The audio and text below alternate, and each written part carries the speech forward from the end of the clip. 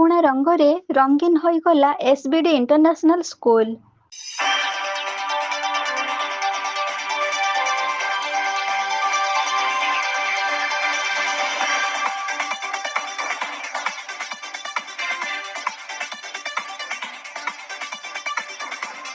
ଫଗୁଣାର ଫୁଲ ବର୍ଷାରେ ଭିଜୁଛି ମତୁଆଲା ପରିବେଶ। ରୂପାରେ ଛାଉଣି ହୋଇଥିବା ପାରିଜାତର କାଚ ଘରେ ଫଗୁଣ ରାଣୀ ଖେଳୁଛି ଫୁଲର ଦଳି।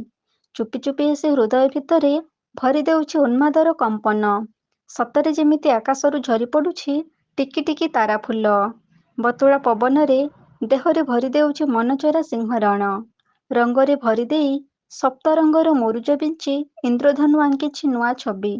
ରଙ୍ଗର ପସରାରେ ମହକ ବାଣ୍ଟୁଛି ଏସବିଡି ଇଣ୍ଟରନ୍ୟାସନାଲ ସ୍କୁଲର ସପ୍ତରଙ୍ଗ ଆନୁଆଲ ଫଙ୍କସନ। କୁନି କୁନି ପାଦର ଘୁଙ୍ଗୁର ଶବ୍ଦରେ ପ୍ରକମ୍ପିତ କରୁଛି ଭଦ୍ରକ ଜିଲ୍ଲାର ଗୋପବନ୍ଧୁପୁର। ସୁମଧୁର ସ୍ୱରର ଝଙ୍କାର ସହିତ ନୃତ୍ୟର ପସରା ମେଲି ଆୟୋଜନ କରିଛି ଏସବିଡି ଇଣ୍ଟରନ୍ୟାସନାଲ ତାର ବାର୍ଷିକ ଉତ୍ସବ। ରଙ୍ଗୀନ ଆଲୁଅର ଝିଲିମିଲି ସୁନେଲି ଆଲୋକ ରଶ୍ମିରେ ଆଖି ଦୁଇକୁ ଅଥୟ କରିଦେଉଥିବା ବେଳେ ପାରିଜାତ ଗହଣରେ ସ୍ୱର୍ଗର ଅପ୍ସରୀ ପରି ନୃତ୍ୟଶିଳ୍ପୀ ପାଗଳ କରିଦେଉଥାନ୍ତି ଦର୍ଶକମାନଙ୍କୁ। ଭଦ୍ରକ ଜିଲ୍ଲାର ଗୋପବନ୍ଧୁପୁରରେ ଥିବା ଏସବିଡି ଇଣ୍ଟରନ୍ୟାସନାଲ ଯେ ତାର ବାର୍ଷିକ ଉତ୍ସବରେ ଏମିତି ଏକ ମନୋରଞ୍ଜନ ବାଣ୍ଟି ପାରିବ ତାହା କଳ୍ପନାର ବାହାରେ।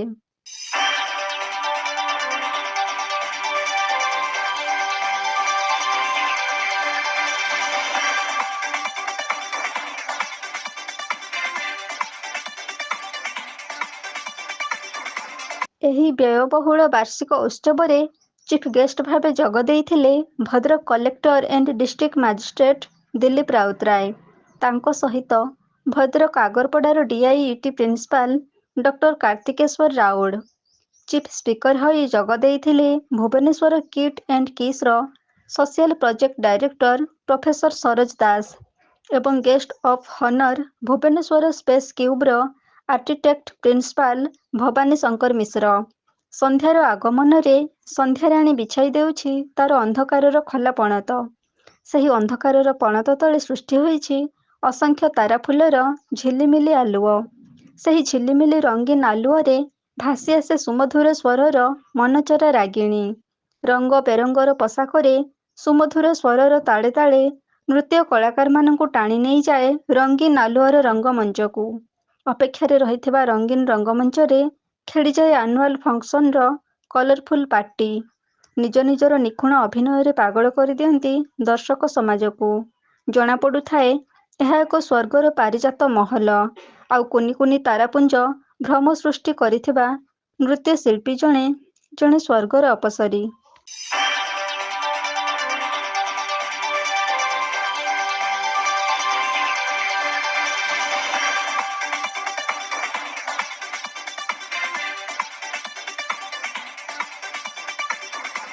ମହା ଆଡମ୍ବର ସହକାରେ ଭଦ୍ରକ ଗୋପବନ୍ଧୁପୁରରେ ଥିବା ଏକ ଅଗ୍ରଣୀ ଶିକ୍ଷାନୁଷ୍ଠାନ ଏସବିଡି ଇଣ୍ଟରନ୍ୟାସନାଲ ସ୍କୁଲ ତାର ବାର୍ଷିକ ଉତ୍ସବ ପାଳନ କରିଛି।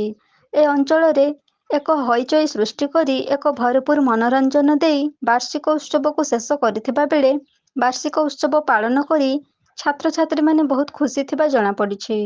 ଏହି ଏସବିଡି ସ୍କୁଲ ଯେ ପିଲାମାନଙ୍କୁ କେବଳ ପାଠ ଉପରେ ଧ୍ୟାନ ଦିଏ ତାହା ନୁହଁ, ପିଲାମାନଙ୍କୁ କଳା ଓ ସଂସ୍କୃତିକୁ ଜୀବିତ ରଖିବା ପାଇଁ ପ୍ରୟାସ ଜାରି ରଖିଛି ତାହା ଏହି ବାର୍ଷିକ ଉତ୍ସବରେ ସ୍ପଷ୍ଟ ଜଣାପଡୁଥିଲା। ସ୍କୁଲର ଶିକ୍ଷକ ଶିକ୍ଷୟିତ୍ରୀଙ୍କ ସହିତ ଅନ୍ୟାନ୍ୟ କର୍ମଚାରୀଙ୍କ ସମ୍ପୂର୍ଣ୍ଣ ସହଯୋଗରେ ସ୍କୁଲର ବିରାଟ ମହାପର୍ବ ଶୃଙ୍ଖଳାର ସହିତ ଶେଷ ହୋଇଯାଇଛି। ଏହି ବାର୍ଷିକ ଉତ୍ସବ ଏ ଅଞ୍ଚଳ ପାଇଁ ଏକ ଗର୍ବ ଓ ଗୌରବ ଆଣିଦେଇଥିବା ବେଳେ ଏକ ବିରଳ ରେକର୍ଡ ସୃଷ୍ଟି କରିଛି ଏସବିଡି ଇଣ୍ଟରନ୍ୟାସନାଲ ସ୍କୁଲ।